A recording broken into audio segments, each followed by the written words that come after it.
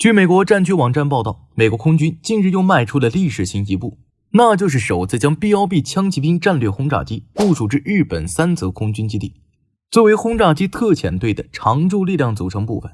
这一动向究竟意味着什么？美国空军又想通过轰炸机前出部署达成什么样的战略效果呢？我们今天就从这件大新闻说起。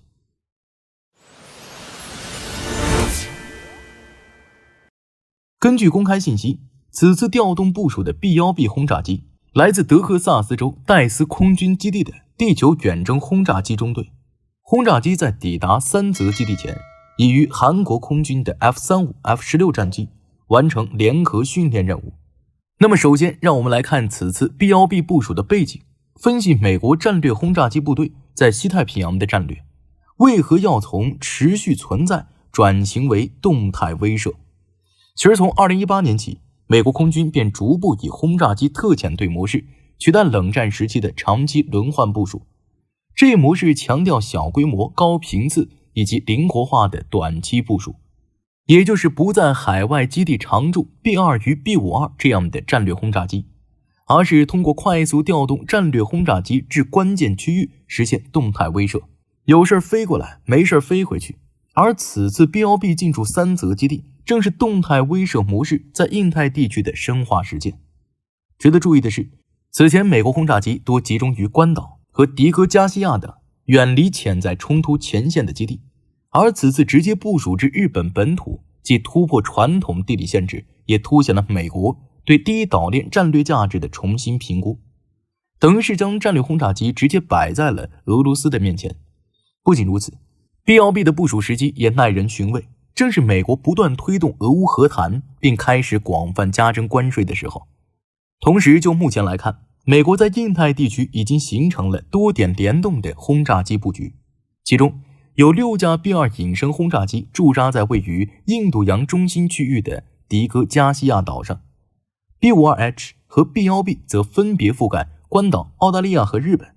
这种多机型分散化的部署不仅增强了轰炸机机队在冲突爆发时的生存能力，也为快速介入区域热点提供了更多选项。例如 B-1B 可以凭借自身超音速突防的特性，以及可挂载远程反舰导弹，例如 AGM-158C、LRASM 的优势，来对海上目标形成直接威慑。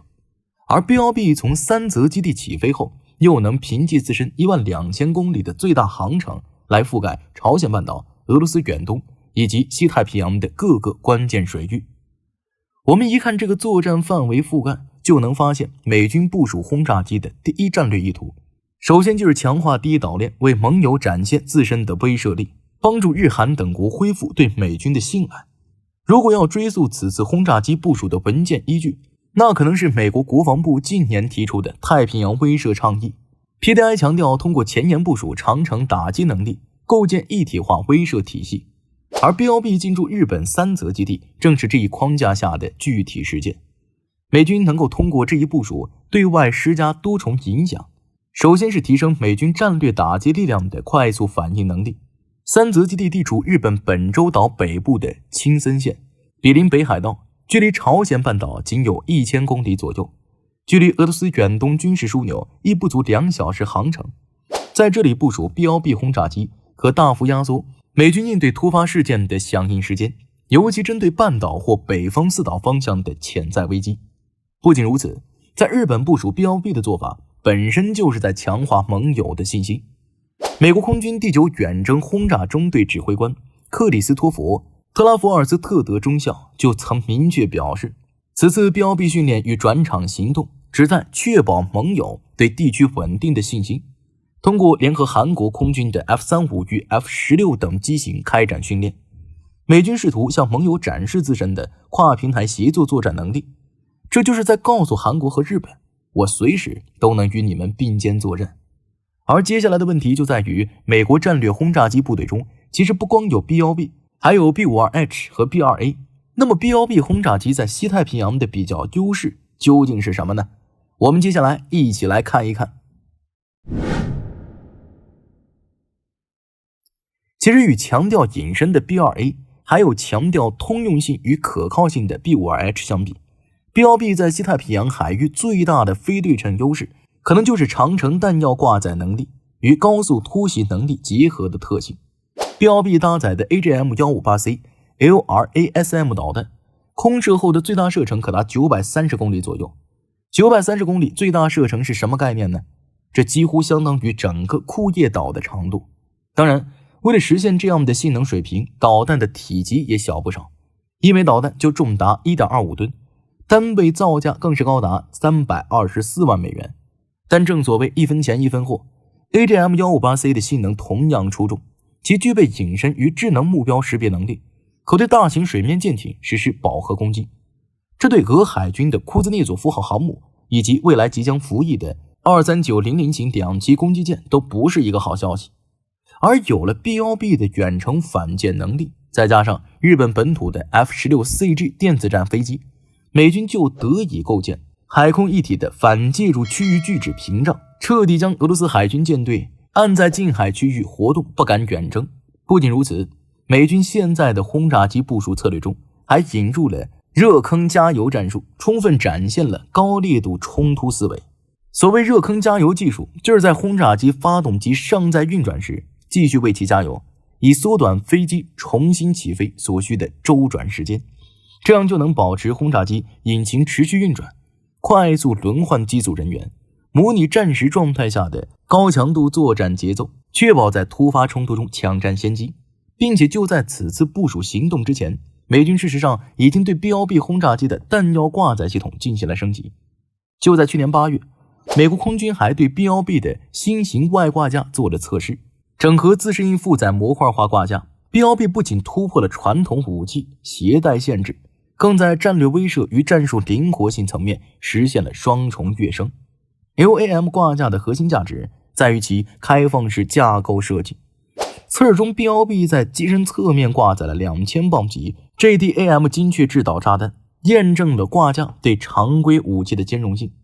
根据波音公司规划，未来每架 BLB 可配备6个 LAM 挂架，单架次外部武器载荷量提升至12枚，结合内部弹仓的24枚弹药，总携弹量将达到36枚。若搭载小型弹药如 SDB 炸弹，理论最大载弹量可突破144枚，远超现役任何战略轰炸机。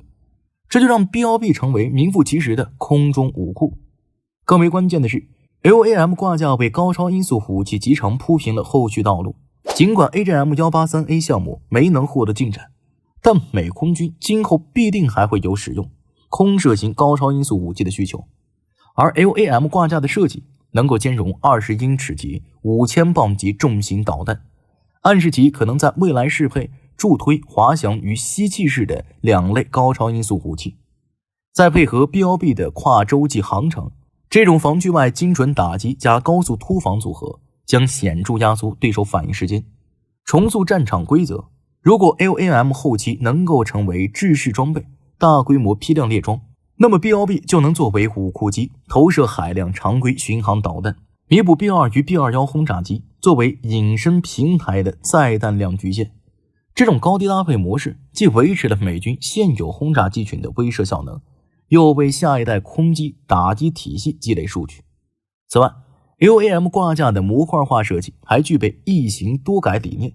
挂架可快速适配其他机型。未来 F-15EX、B-52 等平台或许也能够共享该技术，降低武器系统集成成本。这种标准化思路正契合美军敏捷作战部署中对装备互操作性的核心诉求。当然 LAM 挂载目前还没完全成熟，但也已经反映出 BLB 的作战潜力。那么这对于俄罗斯又有哪些影响呢？我们接下来就一起看一看。首先，对于俄罗斯方面而言， BLB 的部署与升级动作将直接导致其在远东方向的防御压力大幅升级。因为此次部署不仅聚焦印太战略，其地缘辐射效应也会直接触及俄罗斯远东战略利益。毕竟三泽基地位于日本本州岛北部，距离俄罗斯南千岛群岛仅约800公里，处于俄太平洋舰队主要活动区域的边缘。BLB 的进驻可能引发俄方多重反应。俄罗斯方面今后为了应对美军轰炸机的前沿存在，可能会被迫加强远东地区的防空体系，包括升级 S-400 防空网络和增加预警机巡逻频次。